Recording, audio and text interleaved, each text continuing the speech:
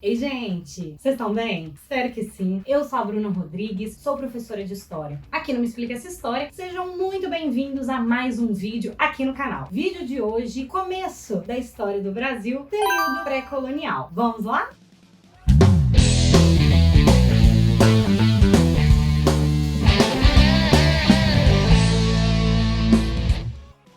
Motivados pelo contexto das grandes navegações, da expansão marítima, em 22 de abril de 1500, os portugueses estavam atracando pela primeira vez no nosso território. Quanto a essa chegada dos portugueses aqui, existem duas teorias dentro da historiografia que explicam então como que eles vieram parar aqui. A primeira delas é a teoria da casualidade. Casualmente, eles acabaram chegando ao Brasil, era o que foi dito pelo Pedro Álvares Cabral, que estava comandando essa expedição. Ele falou que eles estavam indo rumo às Índias, porque naquela época o foco de Portugal era o comércio de especiarias, então para isso, eles precisavam entrar em contato com o Oriente, e aí, no meio do caminho, teve lá a tormenta, um vendaval, um negócio muito doido, que acabou virando o rumo das embarcações, fazendo com que elas acabassem chegando num lugar nada a ver, desconhecido, que, quando eles assustaram, era um novo território, o nosso país. Essa teoria, ela hoje em dia é a menos aceita pelos historiadores, porque hoje a mais defendida é a teoria da intencionalidade. Os portugueses tinham a intenção de chegar no Brasil. Possivelmente, alguns anos antes, eles já tinham tido a ciência desse território e em 1500 eles vieram aí com uma expedição maior. Beleza, mas quais evidências históricas existem para tentar provar e dar sustento a essa teoria? A primeira evidência histórica é o alto número de caravelas,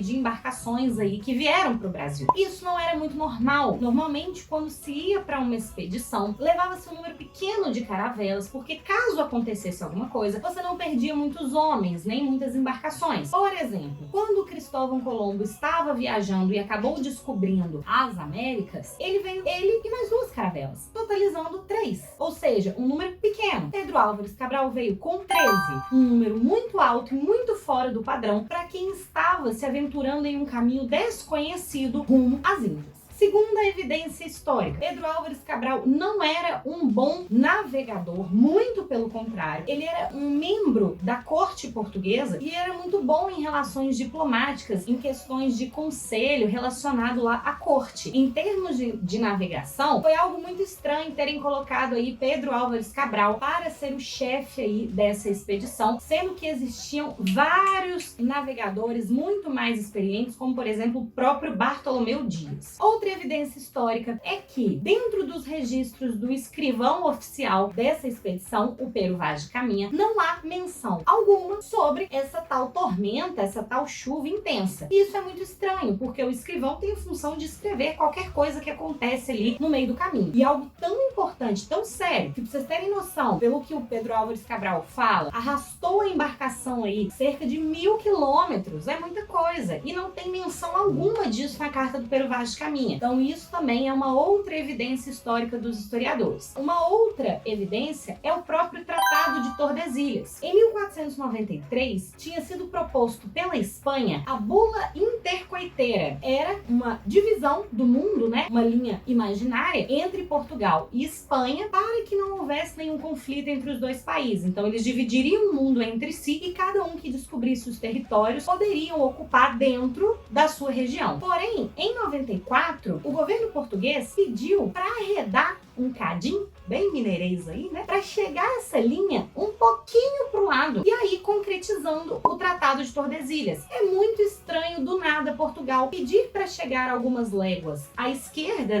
esse tratado, sendo que pegaria justamente a costa brasileira. Coincidência? Vai saber, Fato é então que a partir de 1500 eles chegam no nosso território. Assim que eles chegam, eles encontram os nossos nativos aqui, as nossas comunidades indígenas. E aí, gente, pelo amor de Deus, vamos parar com essa ideia do indígena pacífico, passivo, que chegou abrindo as portas do Brasil e chamando o português para entrar, para conhecer esse país tropical, essa coisa maravilhosa, samba, futebol e pão de queijo, né? Claro que não. A gente está falando de comunidades que viviam aqui, não tinham tido contato com o homem branco até então e se deparam com algo enorme vindo do mar. Vários homens diferentes saíram, de cor de pele diferente, tipo de cabelo, cor dos olhos, portando ali roupas, né? Utensílios que eles desconheciam. Consequentemente, a primeira reação do indígena é o medo, sem sombra de dúvidas. Eles não são receptivos e calorosos e fazem uma festa e soltam foguete, olha que os portugueses chegam, porque eles não sabem nem o que é aquilo ali. Eles nunca tinham visto aquilo antes. Então a primeira reação é o medo. O português, por sua vez, não é bobo. Eu não sei de onde que vocês tiram essa ideia de que o português é burro, porque ele não é burro, não. O que ele percebe? Ele está em desvantagem. Ele acabou de chegar numa região que ele não conhece, cheio de uma mata densa e fechada, e que ele está em minoria. A expedição, a tripulação do Pedro Álvares Cabral contava com mais ou menos 1.500 portugueses. Sabe quantos indígenas tinham no Brasil, em termos de estimativa ali, naquela época?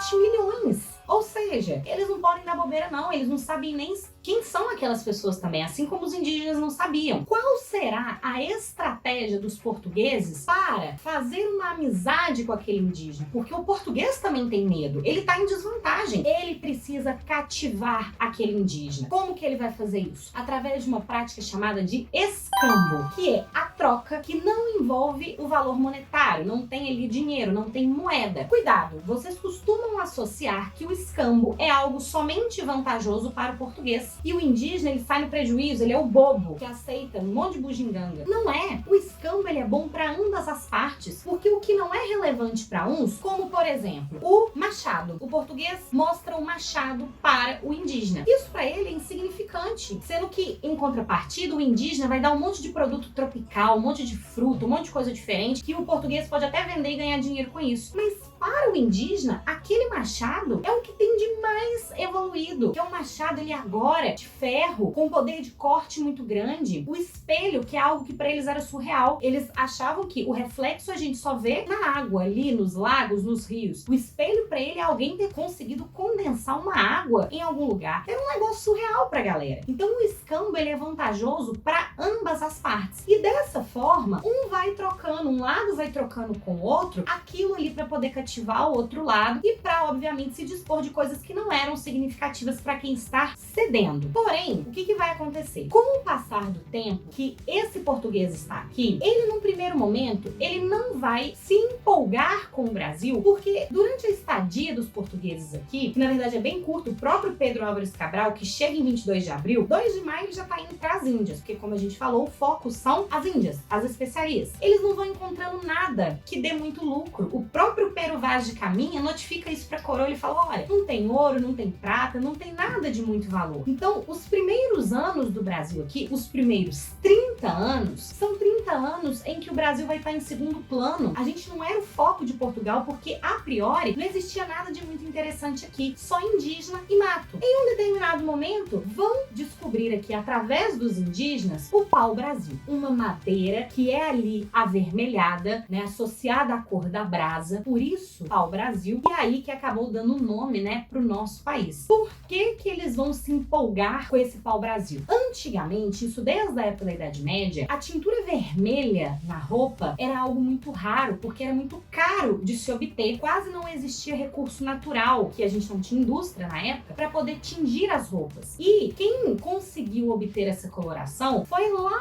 na região do Líbano, os povos fenícios, lá da Antiguidade Oriental, que eles descobriram um molusco que ele soltava uma tintura vermelha. Só que era um processo muito difícil de se extrair, muito demorado, então obviamente a tintura vermelha era muito cara. É por isso que o tapete da realeza é um tapete vermelho, porque para você ter quilômetros de tapete na cor vermelha significava que você tinha muita grana. Aquele manto real, tudo era na cor vermelha, porque era a cor mais cara que a gente tinha no mundo. E aí, em um determinado momento lá na Ásia, foram descobertos algumas árvores do pau-brasil, que era então essa madeira que você também conseguia extrair a coloração vermelha. Então, quando os portugueses chegam aqui e vê aquele monte de madeira, aquele monte de pau-brasil, eles já percebem ali um retorno econômico naquilo ali. E aí, eles vão utilizar o chamado estanco. Estanco, não confunda com escambo. Estanco é o domínio econômico e o monopólio de um determinado produto. Então, os portugueses obterão o estanco, ou seja, o monopólio do comércio do pau-brasil aqui no nosso país. E para isso, né, para eles começarem a extração desse pau-brasil, eles vão contar com a ajuda dos indígenas, porque a gente sabe que o português rico ali, com a mãozinha dele de Baby Johnson, eles não vão colocar a mão na massa, né? Eles vão começar a pedir aí a ajuda dos indígenas, ainda através do escambo. Então eles iam, passavam o dia ali cortando troncos de pau-brasil, levando para as feitorias. As feitorias vão ser grandes galpões que serão construídos no litoral do nosso país para servir de armazenamento do pau-brasil, que depois seria levado lá para Portugal. E além disso, essas feitorias também serviam para fiscalizar o litoral brasileiro, porque principalmente os franceses tentavam invadir o nosso território. Eles tentaram em 1516, em 1523 e em 1530 também. E mais alguns anos para frente vão tentar de novo. Então, eles também usavam as feitorias como um lugar para enxergar melhor ali toda a costa brasileira, e caso viesse alguma embarcação ou de piratas ou estrangeira, eles conseguirem se organizar para poder expulsar. Então, em troca de levar, né, de extrair o pau-brasil, levar para as feitorias, eles ganhavam alguma coisa em troca, né, algum tipo de utensílio aí que eles quisessem. Só que qual que vai ser o problema? Com o passar do tempo, o indígena vai perceber que não tá valendo muito a pena. Até porque, apesar da gente ter uma variedade enorme de comunidades indígenas aqui, cada uma com as suas características, a grande maioria tinha caráter semi-sedentário. O que é isso? Não estava acostumado ali com muito deslocamento, ficavam restritos a uma região e ali dentro daquele espaço praticavam agricultura, pesca, coleta, etc. Então esse trabalho de ir extrair o pau-brasil, levar para a feitoria, era muito desgastante. E para no final das contas ganhar um machado, eles já tinham um machado, ganhar um espelho, ganhar ali talheres, pratos, etc. Não estava valendo a pena mais para o indígena. E aí, a partir do momento que ele percebe que essa troca tá desvantajosa, eles falam: ó, português, valeu, muito bom, tá? Essa parceria foi legal, a gente trocou uns negocinhos bacanas aqui, mas ó,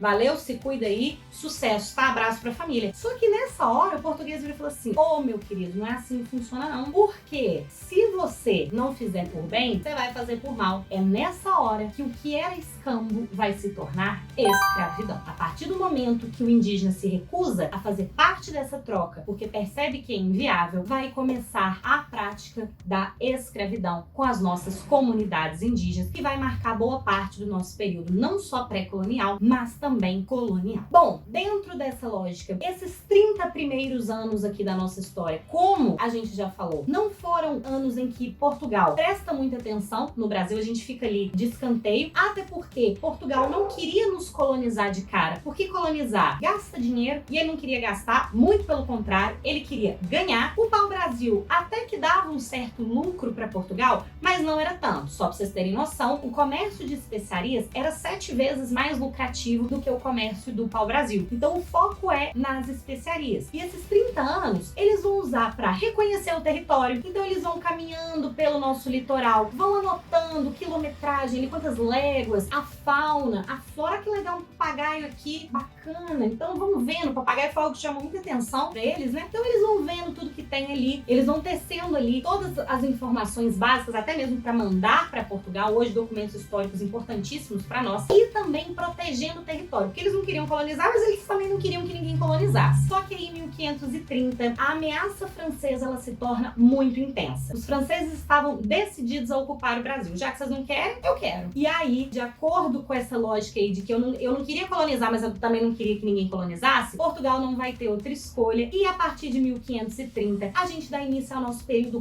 colonial. Dessa vez, qual é a diferença? A galera, os portugueses, vão vir para morar, é povoar, é construir família, é começar uma vida aqui, uma história aqui. Isso não aconteceu durante os 30 primeiros anos, né? A galera que vinha para poder fazer alguma coisinha aqui, já ir embora para Portugal de novo. A partir de 1530, então, fim do nosso período pré-colonial, início do nosso período colonial. Se você gostou desse vídeo, não esquece de deixar o like, é muito importante para o canal. Comenta aqui embaixo o que você achou e eu te espero então para nossa próxima aula. Não se esqueça também de se inscrever e ativar o sininho para receber tudo que eu fizer por aqui. Um beijo e até lá!